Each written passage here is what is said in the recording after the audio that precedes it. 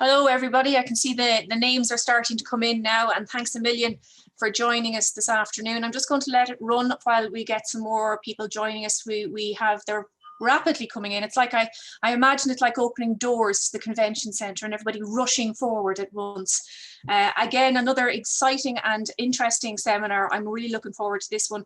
I'm hoping I don't fall asleep in the afternoon and hit the 3 o'clock slump as a result of it, to be honest with you. After our mindfulness colouring yesterday from 3:30 to 4:30, I came off that seminar thinking I need to lie down now for a long time because I'm actually quite tired, but it was just so relaxing, and that's what I'm hoping that we're going to get out of this afternoon as well.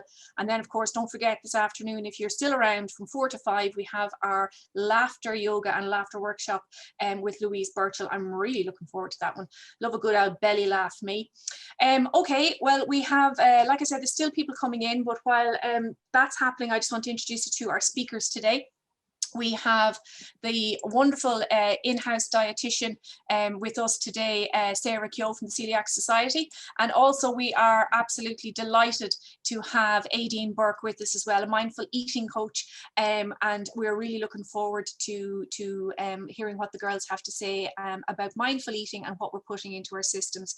I think this is part, like I said, I'm delighted to be finishing off the week on this. It's been a fantastic week, as I said, for Awareness Week this year, sponsored by the lovely, I have to get this pointing right, Promise Gluten Free. Again this year, and we're delighted to have them on board. We also have some prizes to give out during the course of the event here today, so keep an eye on the chat because Jennifer will be letting you know if you've won, and I'll be announcing them as well. Don't forget, our Kids Club art competition is still online, so just go on to the kids section of the Awareness Week section of the website, and you can find out more about that there. Finally, our app. If you haven't downloaded the app, you're missing out. Over 1,000 people have already downloaded and activated the app on their phones. If you're not a member, it's very easy to join up and use the app. It allows you to scan barcodes and also to go through our online food list, as well as giving you access to recipes, discounts, and as well just any information you need on food and society is there as well. So give us a shout out if you've already used it and what you think about it. Go to the app store that you downloaded it from, Apple or Google, and write a review for us. We're currently, I think, hovering between number 3 and number 4 in the charts today on the Google Play Store. I feel like I'm doing top of the pops around the country, which is great. So like I said, guys, I'm really delighted to have our 2 speakers here today. We're going to start, I think, with Aideen, if I'm not mistaken. And then Sarah will be doing some parts as well throughout the afternoon. Just to reiterate, one of our hashtags this week was be kind. And we feel this certainly wraps in with that. It's about being kind to each other, but also being kind to ourselves and being kind to what we put into our bodies. So on that nice segue, I'm going to hand over to Aideen Burke, take myself out of the picture altogether and leave it up to the 2 girls here. So Aideen, I'm going to make everything all about you now, and I will let you crack on there. All right, thanks a million. Perfect, thank you. So I'd just like to guide you all through a short little meditation before we start, and then we'll finish today's session with a mindful drinking meditation as well. So if you want to get yourself nice and comfortable as possible, wherever you are, perhaps you want to lie down for a moment or you want to stay seated. If you are seated, I would like to advise you to keep your feet firmly rested on the ground and place your hands onto your lap. So a nice dignified posture. Taking your time. Notice how your posture is. Bring your head over your heart over your pelvis, keeping your spine nice and straight. If you feel comfortable doing so, I invite you now to close down your eyes. Or if not, maintain a soft gaze.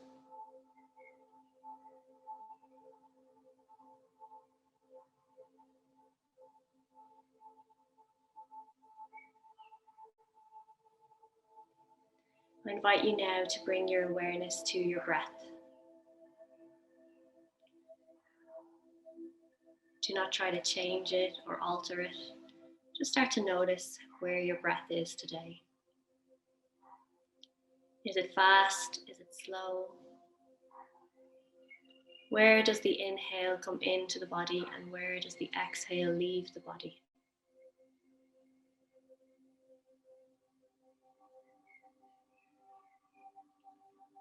Where do you feel rise and where do you feel fall? Perhaps the breath reaches your chest, your rib cage, or your tummy.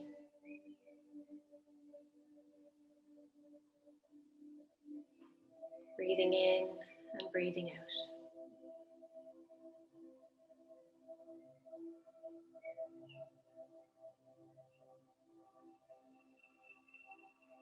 I'd like you to bring your awareness now to the crown of your head. Noticing what you feel at the crown of your head.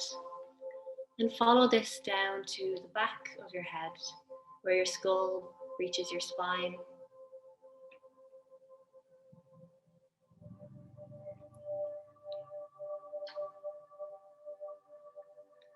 And follow this feeling of awareness all the way down your spine, vertebrae by vertebrae, down to the middle of your spine, your lower back, all across your lower back, and onto your hips. Perhaps you notice where you are sitting, the weight of your body sitting on your chair.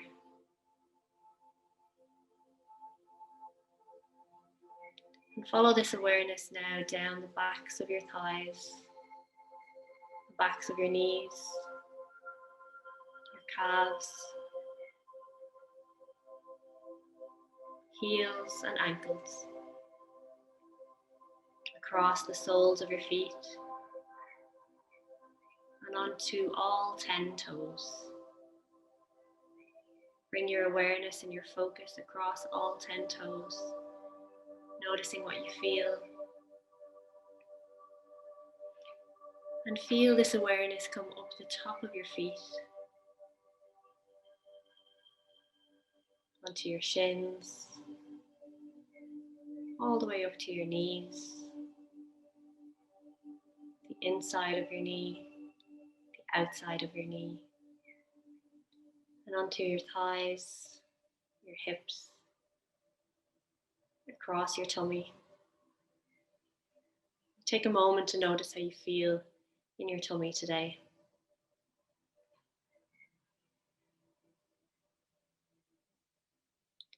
Bringing your awareness now to your rib cage and all the way up to your chest, your collarbones, and onto your left shoulder.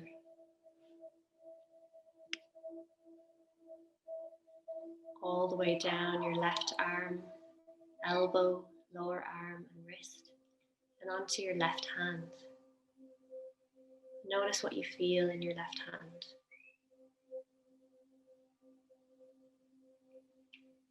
Follow this awareness all the way back up your left arm, across your collarbones and onto your right shoulder. All the way down your right arm, through to your elbow, lower arm, wrist, right hand, your fingers and your thumb.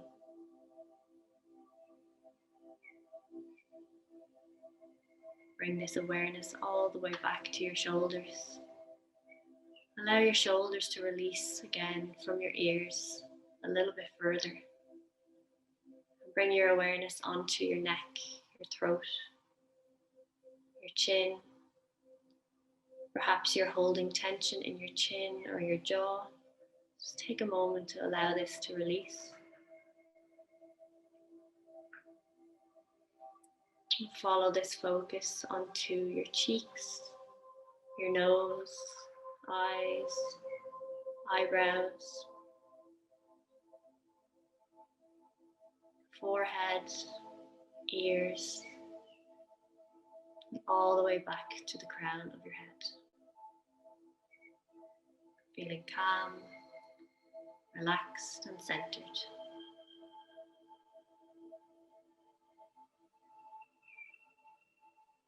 Allow your awareness now to come back to your breath. Breathing in through the nose and out through your mouth. We'll take a deep inhale for the count of 4 and an exhale for the count of 4. Inhale, 2, 3, 4. Exhale, 2, 3, 4. Inhale, 2, 3, 4. Exhale, 2, 3, 4. Allow your regular breath to return. Gently wiggle your fingers and your toes. Slowly and mindfully allow yourself to come back into your space. Gently open your eyes, and I hope you're feeling nice and calm and relaxed now. I will pass you over to Sarah. Thank you.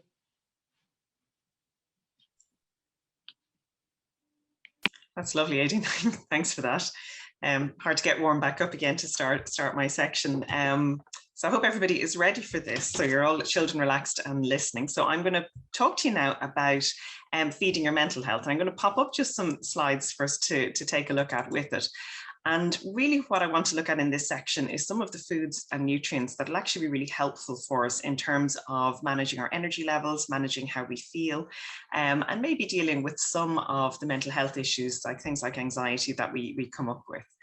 And I really want to jump in and have a look at some of the key nutrients that are important for mental health. Now, I would say to be well, we do need to be getting all of the nutrients and in the right amounts. But what I want to do is focus in on some of the ones that most people would actually be missing, or a lot of people would be low in. And especially with celiac disease, there's certain ones that would be of a little more concern. So we're going to have a look at those. But just to say, just because I don't mention something here doesn't mean it's not important. And the first one to really think about when we look at so mental health is actually iron. And it's a funny one. People don't often think about this when they're talking about being tired, and we talk a lot about B vitamins and so on. And yet, if you're low in iron, it really affects everything in the body. You know, we were just doing a whole focus on our breathing just now. And of course, when we breathe in, we're taking in oxygen. And iron's job is to carry that oxygen all around your body. And it goes to every cell. And then the cells in your body use that iron and use that oxygen to make energy. So if you're low in iron, there isn't as much oxygen able to get to your cells. And so your cells can't make the same level of energy. So what happens? You feel tired, your mood can drop down, your concentration can go, you can really just lose motivation to doing anything. And then just to add into the whole thing, you can also lose your appetite. So it becomes a bit of a vicious cycle. Then if someone is low in iron, their appetite goes down. So of course, then their iron goes down further, and it really just becomes very difficult. So the thing to remember about iron is that in general, around 50% of women in Ireland actually don't eat enough iron anyway. But also from the point of view of celiac disease, an awful lot of people with celiac disease can be low in iron. Very often about 40% of people who have repeated low iron on tests will turn out to have celiac disease. But also if you are, even if you're on a very strict gluten-free diet, sometimes tiny bits of gluten can come in there, and that can affect iron absorption very quickly. So we do need to make sure, both from just general health, but also from celiac, that we are getting plenty of iron in. And there's a couple of different places to get iron. We often talk about heme or animal iron, and then what we call vegetable or non-heme iron, which are slightly different, but your body can use both of them really, really well. Heme iron is the type that your body actually absorbs, so it's very easily absorbed. And what's nice about it is it's not affected by, things like tea or coffee or things like that, which the vegetable iron can be affected by. So the big place we tend to pick it up is red meat. And I know a lot of people in recent years are kind of a bit cautious about red meat. So from a health point of view, red meat actually is perfectly okay to eat. When we talk about red meat, particularly we hear a lot about red meat and cancer. It's really processed red meat that we are talking about. And processed red meat and colon cancer. So we do have good evidence over the last few years that people eating a lot of processed red meat do increase the risk of colon cancer. Now, to put that in perspective for you, we all have about a lifetime risk of getting colon cancer, say of around 6%. But if you eat red meat, processed red meat, about 50 grams of it every single day, for your whole life, you increase your risk by about 1%. So it's a small increase. Now, it's definitely there, and we do know that it's there. So the advice in general from a cancer point of view is really, yes, limit your red red meat, really reduce that, or your processed red meat. But for other red meat, you know, as long as it's not burned and it's not processed, from a cancer point of view, red meat seems to be okay in small amounts. So the World Cancer Fund would talk about limiting red meat to about 500 grams a week, which is, you know, not a very tiny amount. So we could actually still include that. And it is a fantastic source of iron. Now, things like chicken and turkey and poultry can be good sources of iron, but it's worth remembering that all of the iron will be in the legs. So the chicken legs and the turkey legs are where the iron are. If you're looking at something like chicken breast, you'd have to eat, an adult would have to eat about 28 chicken breasts a day to actually get their iron. And I know all the women watching are going, that's why I'm not getting enough iron, because to be honest, I tend to live on chicken breast, which is what a lot of people do. Now, chicken breast is brilliant for protein and it's brilliant for B12, but if you're having, say, chicken breast for dinner, you need to make sure something else on the plate has iron in it as well. Oil-rich fish will give you a little bit of iron. Shellfish, especially mussels, actually are fantastic. And then eggs are going to be another good source. But remember, the iron is all in the egg yolk. So if you're only eating the egg whites, you're going to be missing that bit. On the vegetable side then, we will pick up iron in some of the green leafy vegetables, but very particularly the ones that have good amounts would be spinach, cabbage and kale. Now, other green vegetables will have a little bit of iron, but I wouldn't be relying on them on their own. So they'd be great kind of as a top up, but you'd want to be getting some of the major iron foods in there as well. Beans and lentils actually are a great source of iron, especially lentils, red lentils, green lentils, all of those are brilliant. And that's why it's interesting, a lot of vegans and vegetarians tend to have actually quite good iron levels because they will be eating a lot of beans and beans and lentils for their protein, and that's going to be giving them plenty of iron as well. And then nuts and seeds are a great source, so pumpkin seeds, almonds, hazelnuts. Now, another source of iron, which I haven't on the list here, is actually fortified breakfast cereals. And the reason I don't mention it here is that one of the issues with people with celiac disease, a lot of the fortified breakfast cereals either have wheat in them, or they have oats that aren't gluten-free, or they have barley malt in them. And in Ireland, actually, fortified breakfast cereals are the major source of iron in the Irish diet. So for a lot of people, when they're diagnosed with celiac disease, suddenly that source of iron for a lot of them has actually gone out of the diet. So it becomes even more important for people with celiac disease to make sure that they are getting iron in 2 to 3 times a day. So if you have a look at this list, you need to be eating 2 to 3 foods a day from this list. Whereas I'm meeting too many people who are having 2 to 3 foods a week from this list and then wondering why they're tired. It's also one of the reasons why your annual checkup as someone with celiac disease should include your iron test to make sure that your iron levels are staying nice and high, because if they do get low, it really does affect your overall mood and energy levels. You also need to make sure that you are as strictly gluten-free as absolutely possible.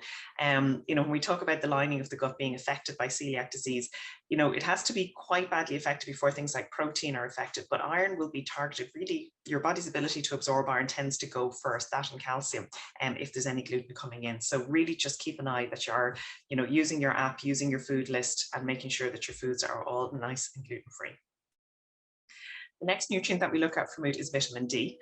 Now, certainly anyone that I've spoken to with celiac disease in the clinic, they're well aware that we need vitamin D to absorb calcium and really look after our bones. But vitamin D also plays a role in mental health. We know that it looks like it plays a role in things like anxiety and depression. And we do know that many people with celiac disease are deficient in vitamin D when they're diagnosed, and it can again be another nutrient that we can struggle to absorb. So it's really important to make sure you've plenty of vitamin D coming in. Now, in theory, we are supposed to get vitamin D from the sun.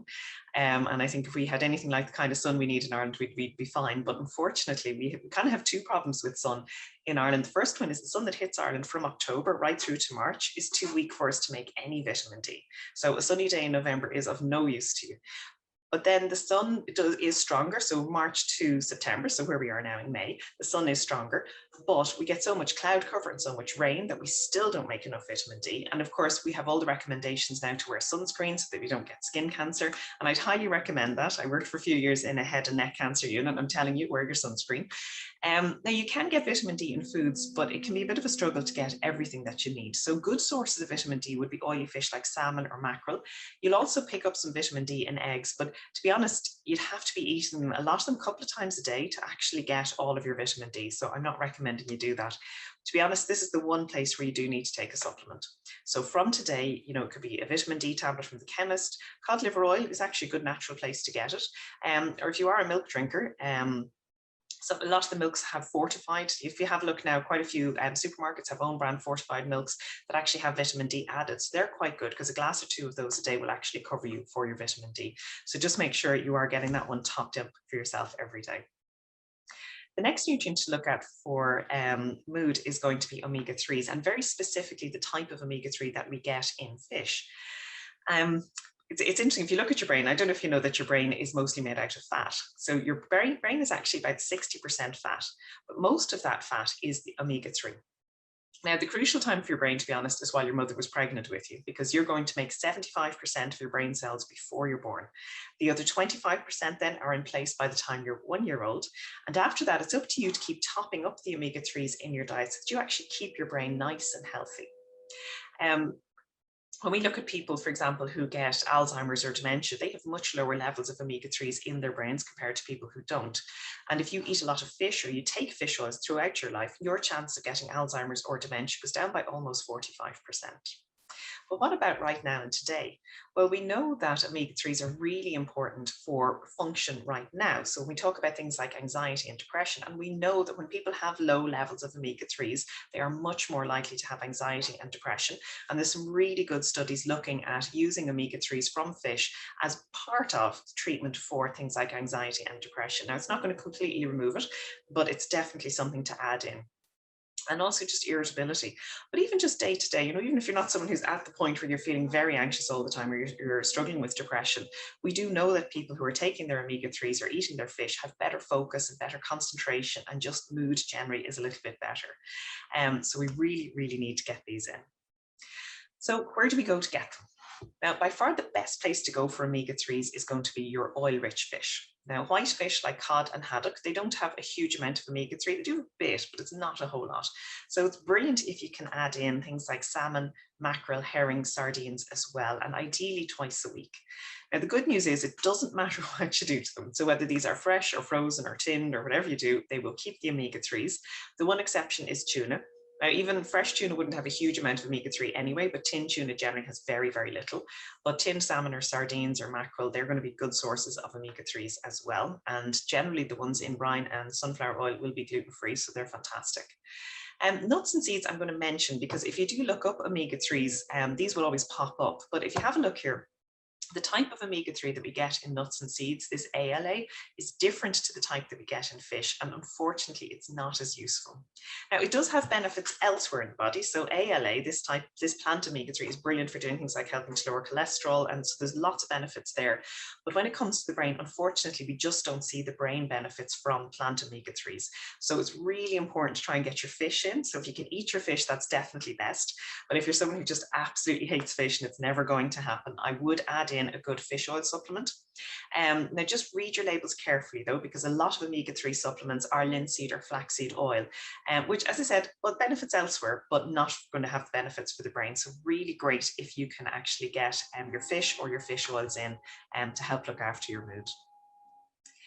The next food to look at is carbohydrates and mood. And it's a funny one because we often don't think about this in terms of mood, but I don't know if you've ever had like a bad day, and at the end of the day just think, I had a really bad day, I am going to have a packet of crisps, or I'm going to have chocolate, or I'm going to have really lovely white bread. We're looking for pasta, those big carbohydrate foods. I often think nobody ever has a bad day and comes in and goes, I've had a shocking day, I'm going to have a big salad. We look for carbohydrate when we're stressed, when we're not feeling well. And there's a reason we do this, because we have little receptors in our brains that when we eat carbohydrates help us to feel really nice and relaxed. So we're kind of medicating ourselves to a certain extent to help treat our mood. Now, if you do that now and again, absolutely no problem at all. Obviously, we don't want to have that as the way to manage your stress going forward, because if we overeat for any reason, obviously it can have an impact on our health. But I suppose what I'd really like to say here about the carbohydrate is don't cut it out altogether. And very often we see, I know poor carbs have kind of been the bad news in nutrition for a while. And, I've seen lots of people saying, carbs make you put on weight and all the rest. And I find most people, when they're putting on weight with carbs, is they're generally eating portions of carbs that are way too big. If you're getting your plate and covering your whole plate, say with pasta, and put the rest of your dinner on top, you're eating about 4 servings of pasta instead of the one that actually is all that you need. So generally carbs are, beneficial in terms of mood. You don't need huge amounts of them, but they are really good to include. But one of the other things to look at with carbohydrate really is the type, and it's going for whole grains as much as you can. And this does become an issue for people with celiac disease because so many of the whole grain foods we would normally go for are going to be out. So it's looking for some of the other grains that if you're, when you're buying gluten-free bread, try and go for the brown versions. If you can, if you're having rice, can you go for brown rice? If you're having other grains, that you can look at things like quinoa and so on, because what these have is just more nutrition. And in particular, they have a lot more B vitamins. And I'd say if any of you have ever looked before at nutrition and mood, B vitamins turn up quite a lot, especially things like B complex supplements. And there's actually really good studies showing that these do help with mood. So if you are struggling with mood or just energy levels, a B complex supplement can be really helpful. But it's also worth remembering that your whole grain foods, and of all things, your milk and things like that, are good sources of B vitamins. And I often think it's funny, I've read all these studies for years on B vitamins and mood, but I think the best I ever saw it in action was with my dog. And we used to have a lovely Bernese mountain dog, big dog, and she had to have surgery. And she came back from surgery, and they have the big lampshade around their head. So she was very stressed about this, and she was banging around the kitchen. But the vet had given us some stuff to spray. And he said, look, if you spray this on her dinner and she eats it, it'll relax her. So we'd spray it on the dinner. And 15 minutes, this dog is blissed out on the floor in my kitchen. I mean, she's absolutely in heaven. So I was thinking, wow, this looks like good stuff, So I'm reading the label, and it's all B vitamins. Now, in doses that are illegal to give to humans under EU legislation, but I can tell you worked really well on the dog.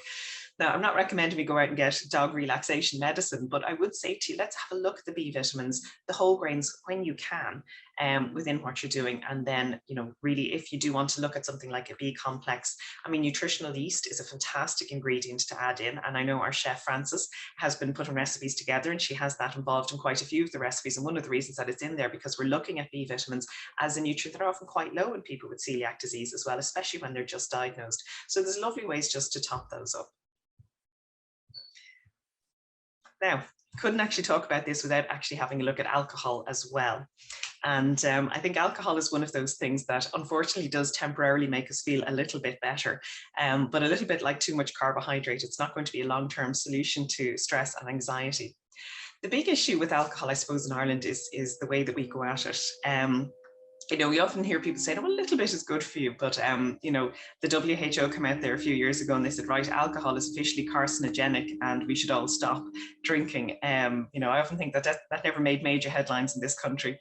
The big issue around alcohol is generally the impact that it has on the liver. So I'm sure most of you, if not all of you, do drink a little bit. So if when you've had 2 or 3 drinks, you're starting to feel it a little bit. Well, that is your body telling you that your liver is no longer coping with the amount of alcohol you've just taken. So the bad news is that that's actually the moment when you're feeling it, when you're supposed to go on to the fizzy water or actually go home. So how much do we talk about in terms of alcohol? And I think one of the things that we focus in on it in terms of using it to relax, the biggest issue around that is that the impact it's going to have on your sleep. So, I've over the years, and I've worked with people who've been struggling, say, with stress and so on, they might, come in from work and they're feeling stressed, they have a glass of wine to relax, and that's fine. But it means that actually it impacts their sleep. And as I'm sure if any of you have ever had a few drinks, you'll know that a few drinks will make you fall asleep. But the problem is that it stops you from getting the very deep sleep where you actually rest. So even if you just have 1 glass of wine or 1 beer in the evening, that can actually have a big impact on your sleep. Now, that's fine if you drink now and again, but if you're drinking most days or every day, it means you're knocking into your sleep all the time. And you can end up really quite tired, and you'll feel like you've slept. You've probably gone to bed and been unconscious all night, but you've just not got your deep sleep where you're really going to rest. So as I said, if you're someone who's kind of drinking to relax, and I think, drinking habits have changed for so many people through COVID. Some people are drinking less, but some people are definitely drinking more, or even just a little more often. It's worth just thinking, well, if actually my energy levels are very low, is it worth giving up the alcohol for maybe 3 weeks just to give myself a really good run of sleep and see how I feel? Thing I often think about when we're talking about this aspect of alcohol and sleep, a lot of people do start drinking maybe in their mid to late teens, and wherever age, and I can't see any of you here, so I don't know what age you're at now, but if you're someone in your 30s, 40s, 50s, it means it's actually been that long since you've had a good run of sleep. So it might actually be something worth thinking about, just to take that little bit of a break with it. And we often talk about having at least 3 alcohol-free days a week, and for me, I often think that means, well, 4 days a week you're actually not sleeping properly. So just as I said, if your energy levels are low, you'd actually be surprised at how good they will feel after about 3 weeks if you leave the alcohol alone for a little while. So how much should we be drinking? Well, ideally none is the bad news. I know the WHO recommendations around alcohol is officially less is good and none is better. But we do have limits in Ireland. So we talk about 17 standard drinks a week for men, 11 a week for women. I would emphasize that this is a limit and not a target. Okay, this is not like your 5 a day where we want you getting up here. So what's one standard drink? So one standard drink is half a pint of beer. So if you're a man drinking pints, it's a maximum of 8 pints a week. Now with wine, be careful because it is not a glass of wine, okay? It's 100 mils, which is really quite small. So if you think of a bottle of wine, you should be getting 7 glasses out of that bottle, okay, not 3. And that's based on a 12% white wine.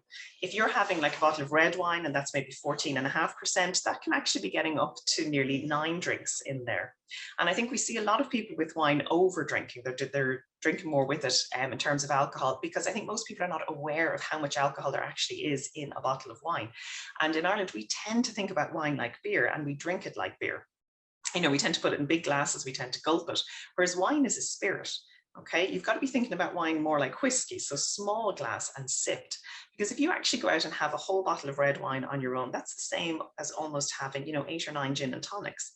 A lot of people would never drink that much, but in a bottle of wine, they're thinking, oh, it's like 2 pints of beer, and it's not. It's probably closer to 5, if not 6 pints of beer, depending on how strong the wine is. So just to keep an eye on it, because, we talk a lot about binge drinking here, and I don't know if any of you actually know what the official line is on binge drinking. I remember asking a group years ago about, what is a binge? And one man stood up and he said to me, well, a binge, that's when you start in Dublin on a Sunday night and you wake in Galway on a Wednesday morning. And I was thinking that's binge. But officially a binge isn't drunk. For most people, a binge is 3 pints or 3 large glasses of wine. And that's in 24 hours. I know someone was saying to me, what if you sort of take a break in between? Well, in 3 pints of beer in 24 hours or 3 glasses of wine in 24 hours is considered to be a binge. And that's based on the fact that we actually start to see liver damage at that point. I know I often miss talking live to groups, because I know whenever I say liver damage, 5 hands go up and they go, but does the liver not get better? And you're thinking, well, yes, it does. But it doesn't always completely heal, and you'll often get a scar. And so if you're repeatedly drinking over and over again above that level, you can actually build up quite a bit of scar tissue in the liver. So when we talk about cirrhosis of the liver, we're actually talking about scarring of the liver, which means there's so much scar tissue now, there isn't enough sort of functioning liver left. So it's one of the reasons that we just, from an alcohol point of view, let's just keep an eye on it. We're not always very sensible about alcohol in Ireland. We're not always very good at stopping. So really the advice around alcohol is not that you have to ban it. I do drink myself. I'm not telling you to give it up altogether, but I would say, look, a little bit less. If you are going to drink, 1 or 2, really at most 3, and then plenty of, time in between, a few days a week where you're not drinking any alcohol at all. And as I said, just remember that even small amounts of alcohol really can impact on your sleep and affect your overall energy levels. And just really continuing on with sleep a little bit, one of the things that we do tend to miss an awful lot is the amount of sleep that our bodies need. And it's very important to remember that we do actually need to get around 8 hours sleep a night. And even if you kind of think you're someone who gets away on 5 hours sleep, the studies are very clear now that people who are getting very little sleep, like 5 hours sleep a night, are getting a lot more things like that dementia as they get older, and that's coming on earlier as well. I often laugh, and when you think about the fact that humans are the only animals that don't rest when they're tired. If any of you have a pet, cat or a dog or a gerbil or whatever, they can be very active, but they actually do quite a lot of resting. And, as humans, we tend to look at our pets and kind of go lazy. And I think they look right back up at us and they just go stupid, because when you're tired, your body is telling you, sit down, I need to fix something. And if you don't sit down, you don't rest, well, that doesn't get fixed, and it goes on the maintenance list for tomorrow. And then, if you don't rest tomorrow, it just goes on. And that's why, when you eventually get to go on your holidays, you just sleep for 2 weeks. And it's your body really just trying to catch up. So it's important to remember that we need a little bit of rest, and just separate even from sleep for a minute. Sometimes you just need to stop. You need to take your lunch break. You need to take your moments, even 10 minutes of mindfulness, and just stop for a little while and just listen to your body. We do also need our 8 hours sleep. So really important to try and build that in. And where I would start with a lot of people is to say, look, give your body the opportunity to get 8 hours sleep a night. And what I mean by that is that, if you have to be up at 7 o'clock in the morning, it means that you have to have your head on the pillow by 11 o'clock at night, which means you need to be heading up to bed by 10:30. So by the time you've done all your last minute bits and pieces, you're actually in bed. So just, if you want to get 8 hours sleep, but you're only going to bed at 1 o'clock in the morning to get up at 6, you're not going to get it. So just to try expanding that out. And if you're having difficulty sleeping, there's lots of things you can look at in terms of, a little bit of physical activity through the day is really good in helping the body to wind down. There's some nice herbal teas that can be quite soothing in the evening just to relax you. The really big one is no caffeine after 4 o'clock, and that includes tea, coffee, chocolate, energy drinks, all of those. And again, even if you're the person who says, I can drink a cup of coffee at 8 o'clock and still sleep, actually you don't get your deep sleep. So it's a lovely thing to try after about 4 o'clock in the afternoon to move into herbal teas or other drinks instead, rather than actually the caffeine, especially if you're having trouble sleeping. You'd be, again, surprised the difference it makes in how quickly you fall asleep, but also how deeply you actually get into your sleep with it. So take plenty of time off for your rest and sleep. And I really just want to finish there. I hope you found that very useful. I'm going to just see if anybody has any questions. You're absolutely more than welcome to let us know. And if you want to pop them up into this chat. Actually, I see there's a few here already. So people are saying processed like mince for red meat. Actually, no, mince meat wouldn't be counted as processed red meat. So when we're talking about processed red meat, we're talking about ones that have had a lot of salt added, so nearly preserved. So things like ham and bacon, chorizo, those kind of very preserved sausages. So mince is just, it hasn't been cooked or, processed in the sense of having salt and other things added to it. Someone saying my vitamin D is elevated, I don't take supplements. Any ideas why? Actually, no. Sometimes what we have in terms of a lot of blood tests is we have what we call a normal range. And sometimes someone can actually be, a little on the lower side and a little on the higher side without it being actually dangerous with it. You might have a look and see, are you eating any foods that have vitamin D added that you mightn't realize? A lot of breakfast cereals have them added now, and some breads, not too many gluten-free ones, but you might just have a check there and see it. So it should be fine. I'm just going to come in here, Sarah, to help you as well. I see another question here. I'm allergic to fish. Is there a vitamin D supplement that doesn't contain fish? Absolutely loads. So the vast majority of vitamin D supplements won't have any fish in it. I wonder if what you're thinking about there as well is omega-3s. You will get now one of the omega-3s that's really important is one called DHA, and there is now an algae-based supplement available. So if someone is on a fully plant-based diet and they just don't want to take fish, they do still need their DHA. So you can get that one. I've seen it in a few chemists. So that would be a fish-free version of that fish omega-3, if you want to put it that way. Somebody here, does decaf tea affect sleep? It still can. Now, it's a big improvement, and tea wouldn't have nearly as much caffeine as coffee, but even when they decaf, it's still not caffeine free, so it's reduced down to about 15% of what it would have been. So again, what I would say to you is if you're having trouble falling asleep or staying asleep, just take it out altogether. Certainly caffeine, the reduced caffeine will help if you absolutely can't do without your cup of tea in the evening. Well, this brings us nicely on to remind people that Tom Coleman was on yesterday for the afternoon, our sleep expert. And for everybody who registered for the event, all the events this week for Awareness Week, you'll be able to access that sleep video. And hopefully it won't put you to sleep, but it'll help you sleep. That'll be available from next week via the website. I did also come across a very funny post on Instagram when I was scrolling yesterday evening, and it was me before the pandemic. I can do a full day of work and go for drinks and dinner after, and then do 4 more full days of work with events and nights out on the weekend, maybe even a workout in the week. Me now, if I move, I need to sleep for 14 hours to recover. So the pandemic really has hit us in relation to how our sleep patterns are as well. Do you think that has actually affected us in the way we eat as well, Sarah? Well, I think it depends on what's happened. So for some people, if you're someone whose work has meant that you're now at home all the time, I've seen 2 real opposites with it. Either a lot of people have suddenly started snacking the whole time because, maybe in work they weren't able to just take a break or walk through the kitchen or whatever. And suddenly, there are some people whose eating habits have been messed, but also a lot of people who might have bought a healthy lunch out at work, or there might have been food supplied at work, and now they're kind of struggling to put that together at home. But on the other hand, some people actually find it much easier because they feel like they've more time to plan their meals and they've more control over what's available. So I think it's been very, very mixed for people with that. I see another question here. I don't want to drink my tea the same time as I'm eating because of calcium. So when should you drink your drink? So tea and coffee will slightly reduce the amount of calcium absorbed. It's not as big an impact as it would have, for example, on iron, but it is there. So generally about an hour. If you can wait about an hour, it's good. But you know, Oh, there's an Irish habit of after the dinner, you have to have your cup of tea. Listen, you have to listen. I was brought up on that, and I still grew up to be 6 foot tall, so I think I got plenty of calcium anyway. So look, it's not one. I mean, we talk about it all the time. I think if you're eating very little calcium, then you might be concerned about that. But if you're getting sort of, particularly as a celiac, if you're getting your 3 or 4 servings of dairy a day, and there's plenty of calcium coming in there, I wouldn't be losing a whole lot of sleep over that one, to be honest. No pun intended. Sorry.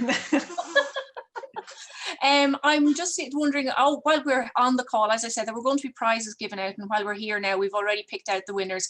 Congratulations to Angela Tracy, you've won a Promise gluten-free hamburger, and also to Sam Cook. I'm sure it's not Sam Cook of the Motown, but I'm almost certain. But you've also won a Promise gluten-free hamper. Sarah, I unfortunately am unable to absorb both B12 or iron despite my diet, so I'm on injections. I'm 2 years now on a celiac diet. In time, will my body repair itself? Great question, Ali. It's a really good question, actually, and a common problem with that. So B12 is an interesting vitamin in that when you eat it, it actually needs to combine with a chemical in your stomach before your body can absorb it. And for some people, they stop making this chemical, and it's another autoimmune. So celiac disease is an autoimmune disease, but this is the inability to make this chemical for B12 is called pernicious anemia, and it's another autoimmune disease, and it does often, unfortunately, travel with celiac disease. So if you have that version, that pernicious anemia, you're always going to need a B12 injection, and that's something for yourself. Sometimes people will get a few at the start, and then it's sort of, they might need one once a year, and then after about 3 years, they forget to get them, and then 2 years later, they're floored with exhaustion. So there's a very good chance you'll probably need the B12 injections for quite a while. Generally 2 years in onto a celiac diet, the gut should be healed. It can take up to 2 years. So most people at that stage will be. Now, sometimes what can happen is that there can be little bits of gluten coming in, maybe where you don't realize. We do see that a lot. You know, if people haven't been using, say, their food list in a few years, they can suddenly, things can just be creeping back in. You know, a lot of people have never actually seen a dietitian, so they mightn't always know about cross-contamination and things like that. Now, maybe you do, and you have all of that under control. And if that's the case, I'm sorry, you're probably going to need those injections for life. Another question here, is 11 mg enough for iron for my celiac diet? No, you want to be heading up to about 14. I'm assuming you're an adult. If you're an 8-year-old, that might be okay. But for 14 milligrams is what we recommend for adults. I tried calcium, but my stomach reacted really badly to it. Is there another type of calcium supplement? Absolutely, loads. And I'd say the best thing to do is pop into your pharmacist and actually ask. There are so many. There's chewable calcium, there's ones that are just a pill. Really just check it and follow that up. Now, I would say if you can actually take dairy, it's definitely the best. The milk, the calcium that's in milk and cheese and yogurt is just handled so well by the body that if you're getting 3 or 4 servings with your milk and your cheese and your yogurt in through the day, you don't need to take a supplement as well. So maybe just have a look and see, maybe your dietitian can check out your calcium in your diet for you. And I said, but yes, there's absolutely loads of other calcium supplements to try. So just to confirm, the person who was saying about the 11 mg for iron is a teenager, and the person with the calci-chew can't have dairy. Have dairy, that's okay. Well, look, definitely pop into your pharmacist about some of the other options for the calcium supplements, and the teenager is still going to need about 14 milligrams of iron. So definitely keep that going. I love apple and pear herbal tea. Is that okay to drink at night? Yeah, absolutely. And those kind of fruit teas and herbal teas, they're absolutely fine. And, you know, I've never seen any of them that had gluten in it. I'm always conscious not saying there's none with gluten, because these days you wouldn't know what's going to turn up with a may contain label, but they should be fine. Definitely check out the food list, and you can check it out through the searchable section of the app as well. I'm just going to very quickly show people the searchable section of the app. If you bear with me 2 seconds. So if I do it this way, so that's the app. And if you go into the products, which is here, whoops, can't see. Then there's a searchable section there as well on the top of that. So you just type in, even like I just tried very quickly, I typed in omega-3, and loads of omega-3 stuff came back from the medicine and supplements section of the website of the book. If you still can't download the app, or you're having issues, get in touch with info@celiac.ie, or if you just want to look at it in the book, it's page 145. Is soy milk okay for calcium? It is if it has calcium added. So soy milk on its own actually isn't great for calcium, but a lot of the soy milks you buy now do have calcium added. So just check the label, it'll be in the ingredient list. And then in the nutrition table, it should tell you that there's plenty of calcium in that. So 200 to 300 milligrams would be what you're looking for in a glass of soy milk, so similar to cow's milk. Okay, I'm wondering, should we bring Aideen back in? So So Aideen, if you want to turn on your camera there, and we'll bring you back in. I'm wondering if you have any thoughts on what Sarah has gone through. Yeah, absolutely. It's so informative. But speaking of in terms of relaxation, from our meditation earlier, I know meditation can be quite daunting to a lot of people, or you might think to yourself like, oh sure, I don't have the time to sit down for 10 minutes. So that's where mindful eating is really, really beneficial, because we all have to eat, we all have to drink. So the benefits of mindful eating or drinking is that you can meditate while you're eating or drinking. You know, even if you're a cup of tea in the morning, or if you're sitting down to have a quiet lunch, take the first 5 minutes of your lunch break to just be with your food for a few moments before we start looking at our phone or turning on the TV or eating at our desk. It can all become very common and very ordinary. But if we step away for a moment and notice how we feel, notice our breath, and actually be one with the food that we eat or drink, and it can have huge benefits on not only your physical health, but also your mental health. So on that note, if you have a drink or even a glass of water is fine nearby, I'd like to guide you through a little mindful drinking exercise. And you can also take the tools that I'm going to show you now to your meal this evening, or your breakfast or a snack that you're going to have tomorrow as well. So if you'd like to get yourself again into a nice dignified posture, if you were lying down or if you were kind of slouched, I invite you to kind of sit up straight. Make sure your shoulders come away from your ears. And take a moment to take a deep breath in through the nose and out through the mouth.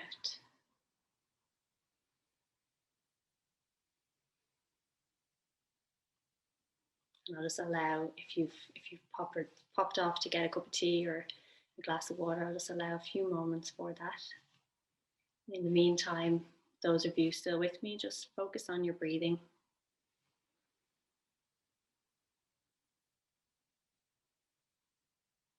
Breathing in through the nose and out through the mouth.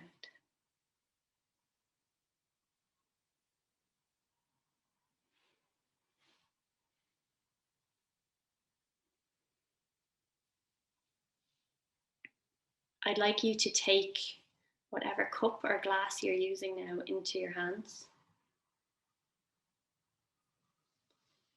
And take a moment to notice how it feels. Is there a temperature in your hands? Is there a texture to the vessel you're holding?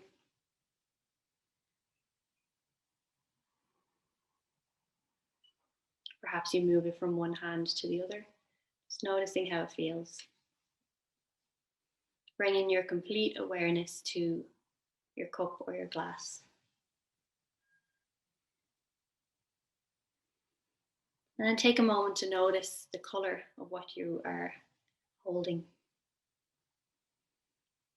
Perhaps you notice the color of the drink itself. And see in your mind's eye if you can just label the color.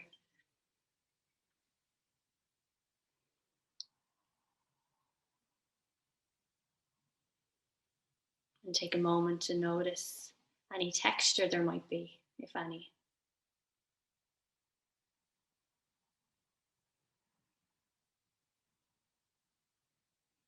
And all the while still breathing in and breathing out.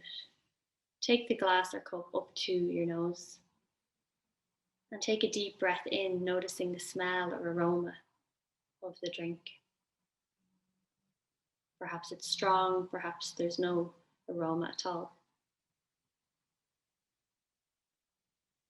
You might want to take 3 deep breaths with this smell.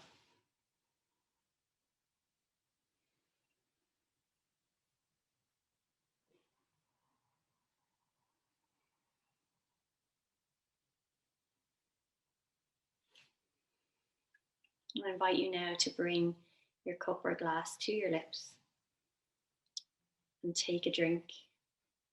Before you swallow, see if you can hold the drink in your mouth a little bit longer than usual, noticing the texture, flavors, feel against your tongue, your cheeks, and the roof of your mouth.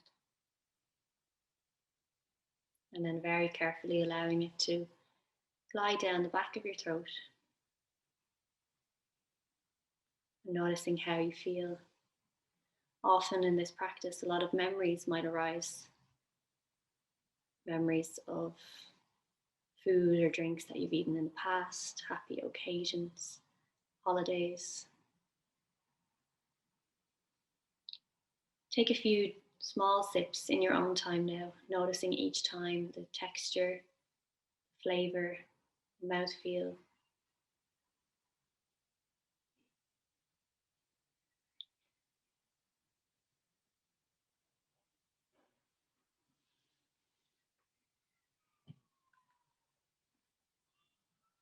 Really slowing down the process.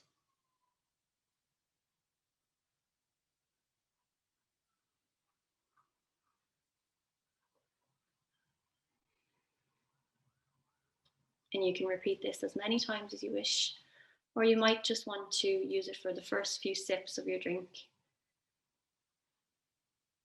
This is a really useful way to cultivate mindfulness in your day-to-day, taking 2 minutes, if even, in the morning with your cup of tea or coffee, or like that with your herbal tea at nighttime.